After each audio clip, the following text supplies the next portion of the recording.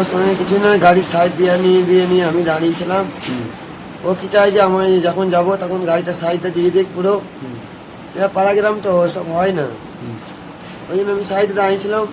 এবং সন্ধ্যাবেলা আমি বলেছিলাম যে এরকম তাড়াতাড়ির মধ্যে হবে না, তুমি যেমন যাও। ওদের গ্রামের লোক অনেক পৈনি লোকে আমাকে বলেছে যে সাধারণ মানে খুব জোরে চায়, ও টোটো চাপতে চায় না, অনেক জনে বলেছে, গোড়ায় পাড়ার লোকে বলেছে এবং অনেক লোকেই বলেছে।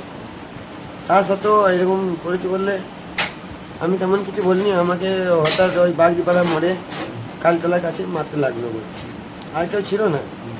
কিসে মারলো? ওই রডে একটা গাড়ি নামাজকির মধ্যে মানে যেটা দিয়ে খোলে একটা ওর কাছে রডের যন্ত্র ছিল, যেটা গ্রামে পেয়েছে, আমার কাছে নেই। এমনি কাছে নাম কি? সাধন গড়াই। কোথা বাড়ি?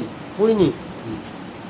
টোটোকে সাইড দিয়ে আনে নাকি? হ্যাঁ আপনারও টোটো ছিল? হ্যাঁ, আমার টোটো আছে, যে ওর দুটো টোটো সারাদিন চন্দ্রপুরেই থাকে। সে একটা বড় গাড়ি, একটা ছোট গাড়ি। এবার আমি তো সব সময় চাষে খাটি, সারাদিন বেরোই না, তখন পাঁচ পায়ে একবার বেরোই, আর ও তো 24 ঘন্টায় থাকে। এটাই হচ্ছে বিষয়। আপনার নাম কি? উত্তম মাঝি, কোথা বাড়ি? সরগ্রাম। আপনি কি ওই ব্যক্তিটার নামে থানায় ডায়েরি করবেন? হ্যাঁ, 100 বার করবো, করতে চাই। ঘটনাটা কখন হয়েছে? সন্ধ্যে 7:10 হবে। এখন কোথায় আছেন আপনি? মন্তেশ্বরে হসপিটালে। হসপিটাল। আরেকবার নাম বলুন। প্রতাপ চন্দ্র মাঝি। এবার দিনের বেলা ওদের সাইড নিয়ে একটু রাগারাগি হয়েছিল, মন কষাকষি।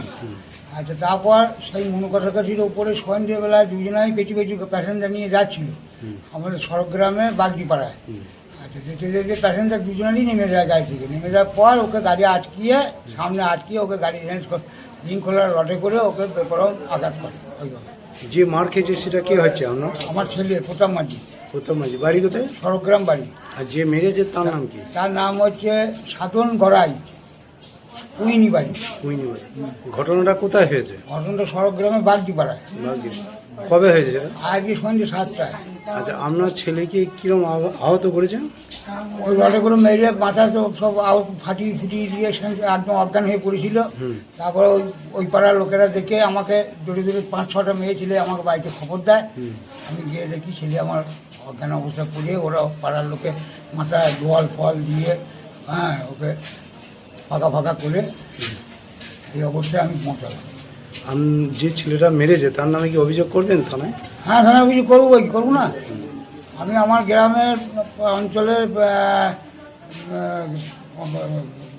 ছেলেদের পার্টির ছেলেদের সবাইকে জানিয়েছি, বা শিডিউল পুলিশ নরসোনা গ্রামে অভিজিৎ, তাকে আমি দেখিয়েছি, সে ছবি করে নিয়ে ওই ওইখানে ওই অবস্থাতে, বুঝতে পেরেছেন। তা তাকে আমাকে বললো, অভিজিৎ বললো, কাকা আপনি মনসা নিয়ে গিয়ে আপনার চিকিৎসাটা করুন। আর বাবা আমি মনসা নিয়ে যাবো না, আমি কাটোয়া যাবো, ওকে মনসা নিয়ে গিয়ে কী করবেন, কাটোয়া গিয়ে এই অবস্থা নিয়ে গিয়ে কেস দেবো। হ্যাঁ, তা বলি না, রুগীটাকে বাঁচান।